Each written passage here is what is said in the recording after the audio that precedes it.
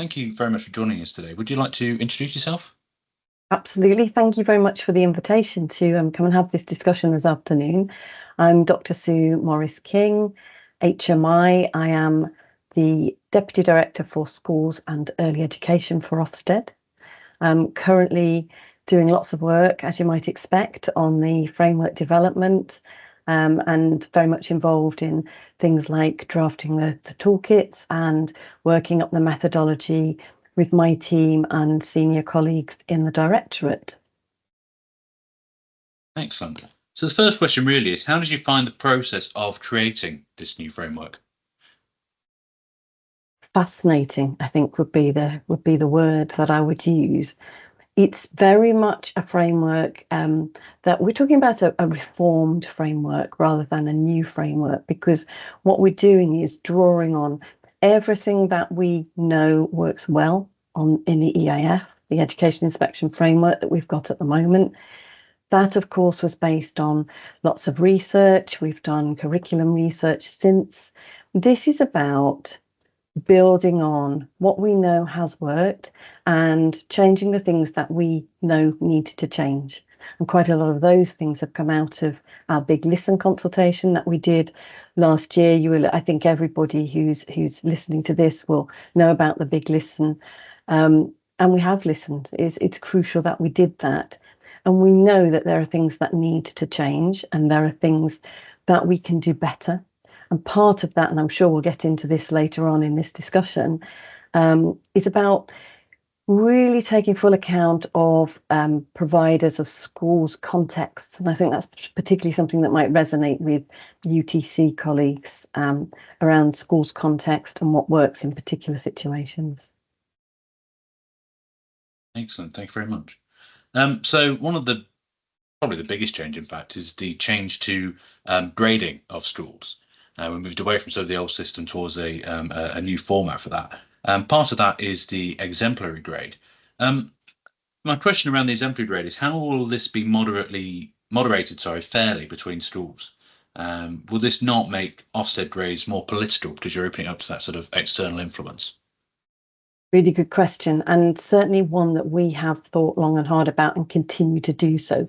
I think one thing I would put into the mix before we go any further is this is a consultation.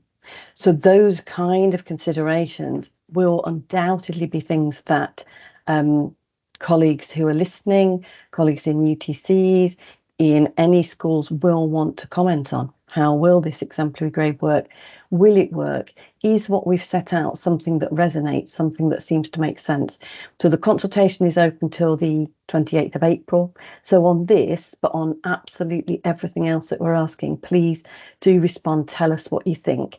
Going back to your question about how it will work, what we're proposing is that this is something that is setting a really high bar. This is not meant to be replacing or the equivalent of the current outstanding grade. And it's quite important to understand that. What we set out in the toolkits, and we can talk about those in a moment perhaps, is this is something where when a school is secure in all evaluation areas, secure being somewhere where we would really want schools to be, somewhere where the school is doing all the right things, is meeting all the statutory requirements, and is giving that quality of education across the piece that everybody, schools, parents, Ofsted would want to see. So where the schools are secure across all the evaluation areas, and then strong across a particular area. So, for example, it could be curriculum.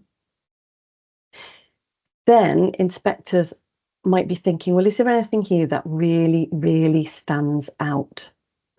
And the kind of things that we've put into the draft toolkit as it stands are, is this something that's embedded and sustained over time? So not just something that has just happened, something that's embedded and sustained over time. Is it something that's making a really tangible difference to pupils' learning, their development, their well-being? Could it, or is it being used and adapted internally to support other areas of the school's work? And then really importantly, something that could be shared much more widely externally to support system improvement. So you can see that there's a lot of considerations there.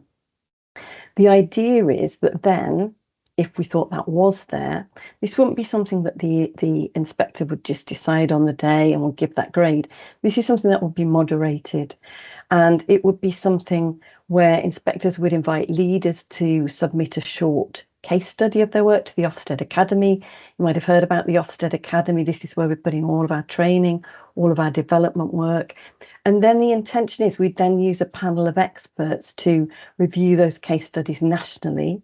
And then in due course, some of those successful submissions would be published as a part of a series of best practice. So that's how we are proposing that this would work. Now, I think it's clear that this is something people will have views on. And I go back to the earlier point of please do give us those views. We really do want to hear this. It's also something you'll know that we are doing test visits at the moment. We are going into schools to test out how our new methodology works. So one of the questions I think relates to your original question, how will we know? How will we get to this point?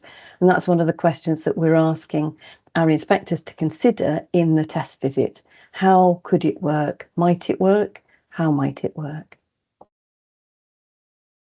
Okay, brilliant. Thank you. A second question is around the rationale behind removing the deep dives from inspection. Sure. And that's a really important one, actually, because it's an important part of what we are proposing. So deep dives have been important, as you know. They've been important in the EIF. They still are. We're still doing the EIF. But because we've been doing the EIF now since 2019, and because we're reforming the EIF, we've carried out an EIF evaluation.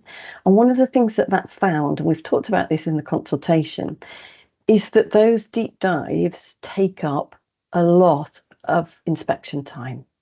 So when we're doing a graded inspection, a good part of that first day for every inspector is taken up by doing the deep dives. So we get that curriculum information, but it can make it very difficult to get that flexibility that we need in order to find out more about what is really important in that particular school. So our rationale is by eliminating those deep dives, and that huge amount of time that we spend on those, that time can be used more flexibly.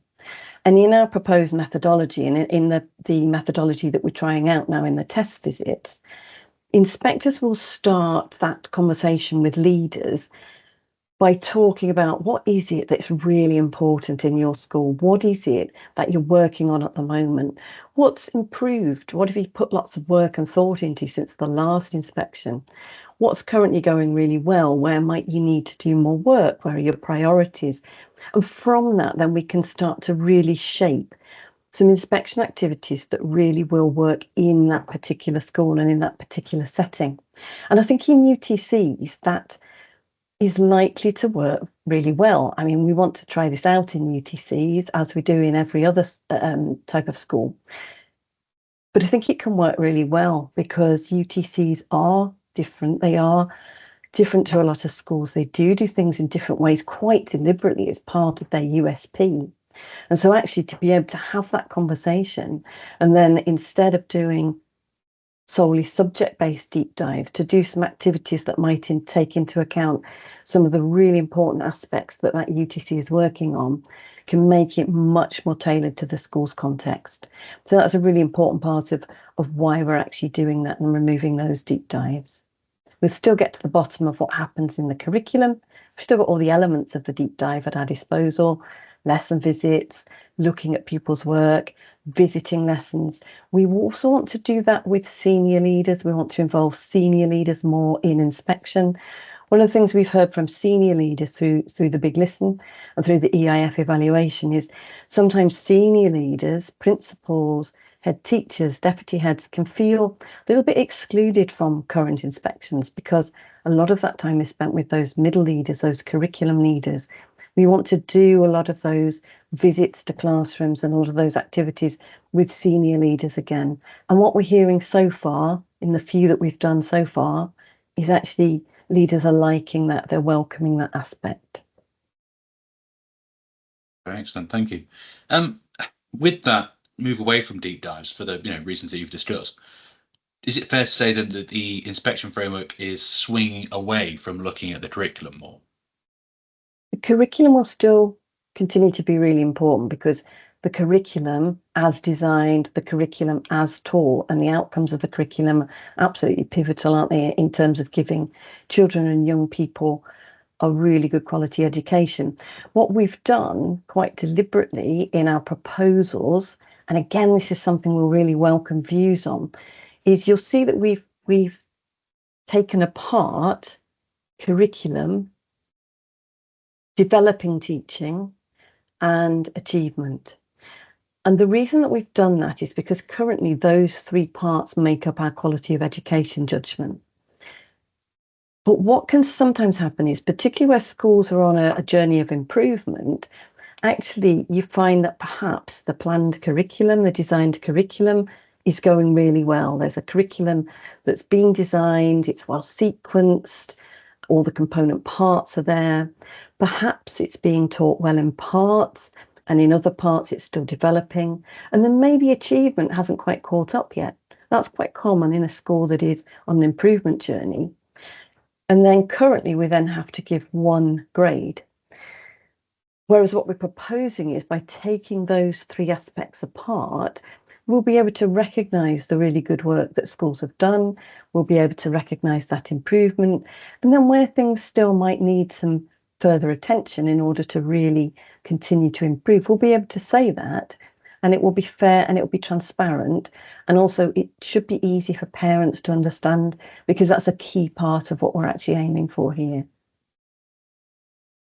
Excellent, thank you. And just while we're on the curriculum point, I just wanted to ask around the has there been any sort of coordination or discussions with the curriculum and assessment review about this new framework and how it will Yeah, fit in with the newly designed curriculum?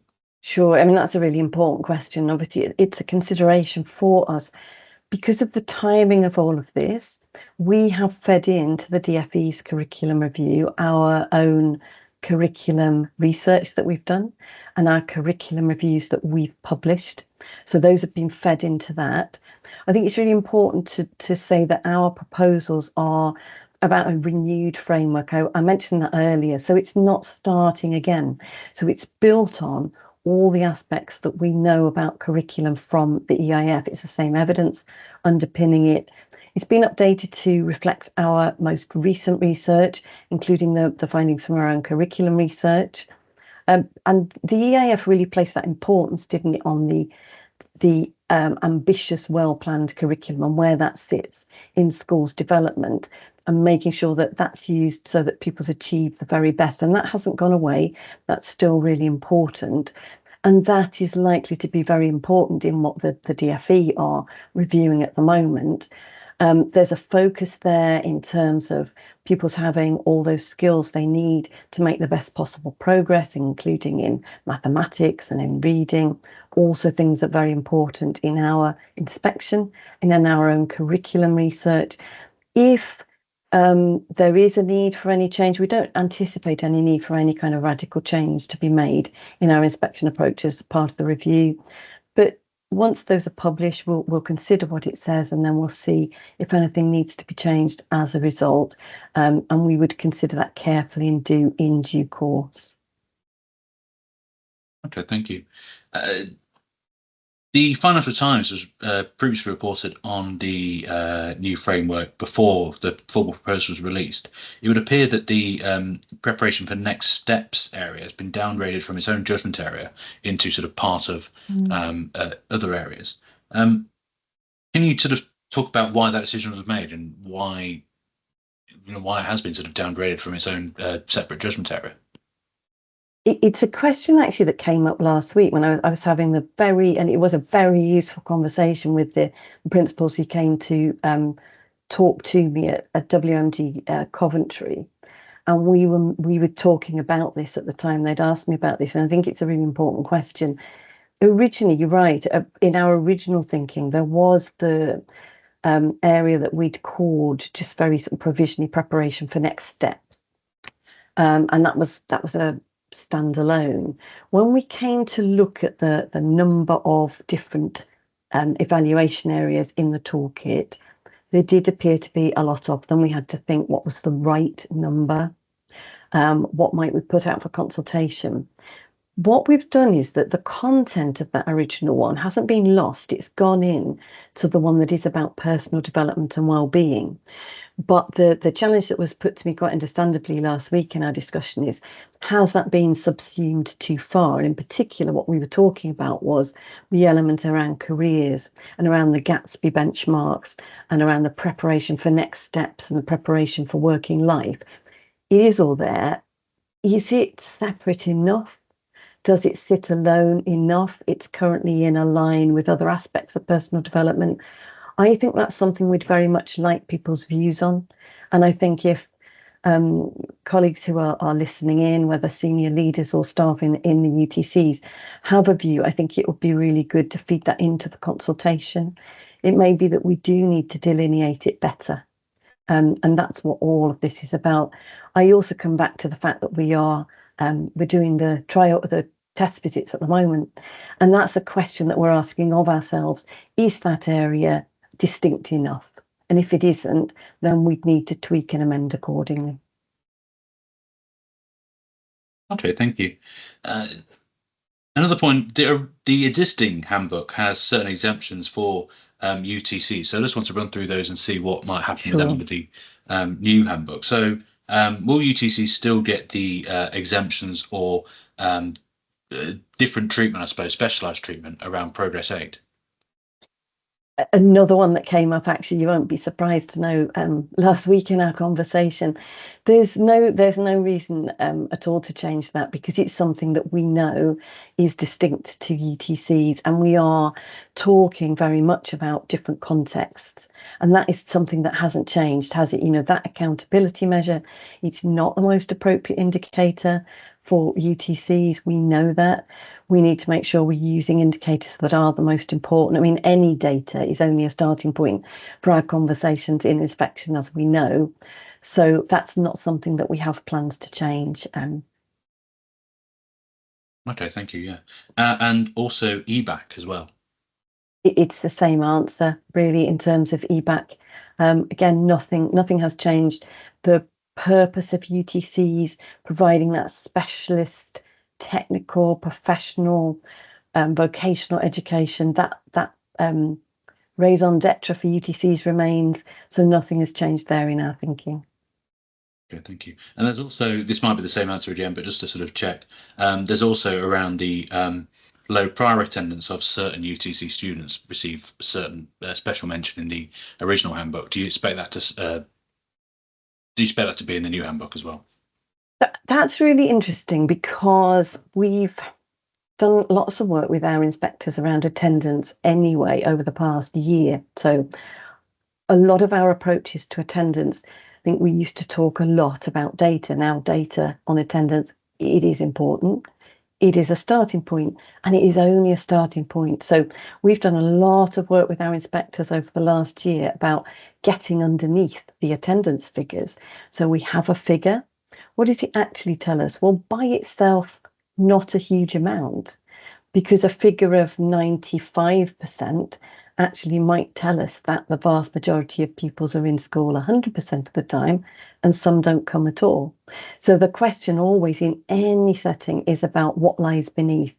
And to leaders, what do you know about your pupils' attendance? What do you know about those whose attendance might be slipping? How do you catch that before it falls? How do you promote that good attendance? How do you analyse it? So we've done lots of work with our inspectors about that. And if anybody's interested in that work and that training, that actually now sits on our Academy website. So if you look up Ofsted Academy training, you will find all the training that we've published recently. And that attendance piece, actually, if people do have the chance to look, I know time is short, but if anybody has the chance to look, it's worth looking, because you'll see that message that we give to inspectors. Now, the reason I mention that is because it fits absolutely, I think, with what we need to do in UTCs, which is have that intelligent conversation about context. And I know that you have lots of children and young people, or young people, I should say, who join UTCs with low prior attendance. So you might have somebody whose attendance is currently 82%, but actually maybe was attending 65% in their previous setting, or indeed not at all. And so that kind of conversation that we would expect inspectors to have sits with that analysis that leaders will be doing anyway about attendance and those strategies that they're using. And the question is, what are you doing? How effective is it? What are the barriers? And then the question is whether schools are doing all they can to promote that good attendance.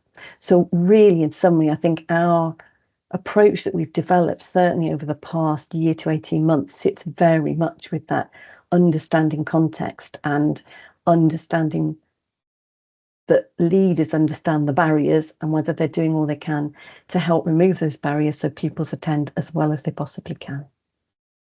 Okay, fantastic. So do you expect at this point that the language in the current handbook will carry over to the new handbook on attendance? I think we just need to consider whether that's actually with our new approach to attendance, whether Okay. that's necessary for UTCs or whether that's actually something of a more general point, because everything I've just said is particularly pertinent in your setting and it's also pertinent in other settings. So I can go away and double check that one, actually. Please, yeah, thank you. That'd be great.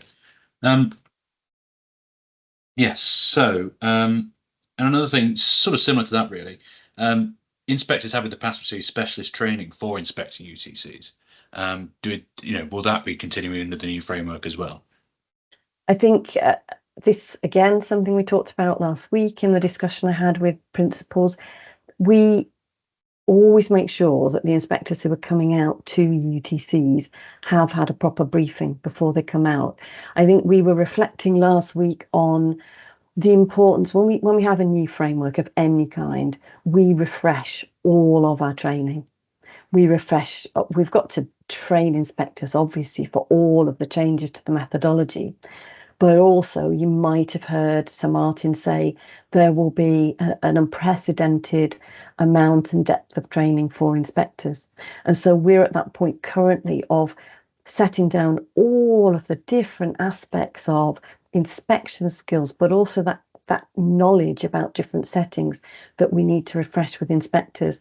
And so what we will do is we will put UTCs into that whole tranche of who needs what and when, and make sure that the inspectors who are coming out to UTCs have that refreshed, up-to-date training, the things that they need to know about UTCs in general, but also anything that's changed since the last time that we did any general UTC training. So it's certainly not in it's certainly in our thinking, and we certainly haven't forgotten UTCs in that whole big tranche of training that we're doing.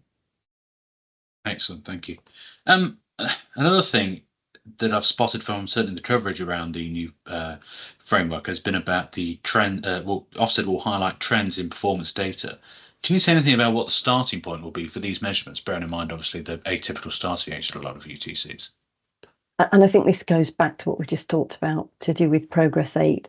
So that is about for schools that do have those typical starting points and when we do have attainment and progress data, for example, from year 7 to 11, we are working on, that we've got the IDSR at the moment.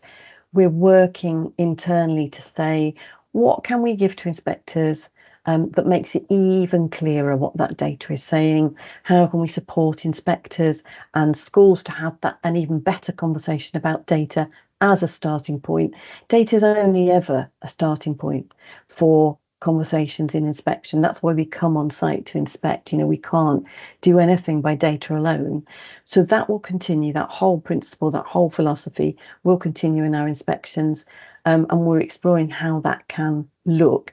And you might have picked up in the toolkit that there is it's like an introductory grid that sits above the evaluative part of the toolkit where you've got the grades, but you've got some descriptors around data. That will be supportive and helpful to inspectors in a lot of settings.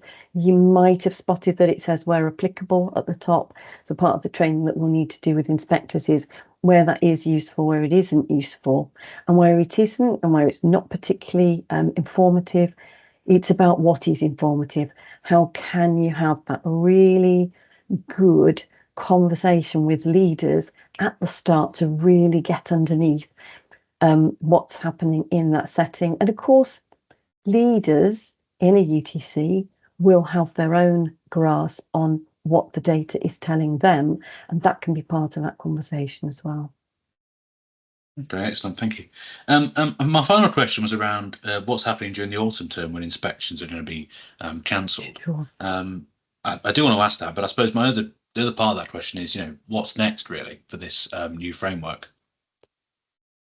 Absolutely. So shall I start back to front, the sort of what's next? So Yeah, please, yeah. where we're up to in our development is we have done the first iteration of our test visits, where we've gone into settings, schools, early years, further education skills, to test out some of our thinking, to get inspectors thinking about some particular ideas, some particular things that we want to do and we want to include.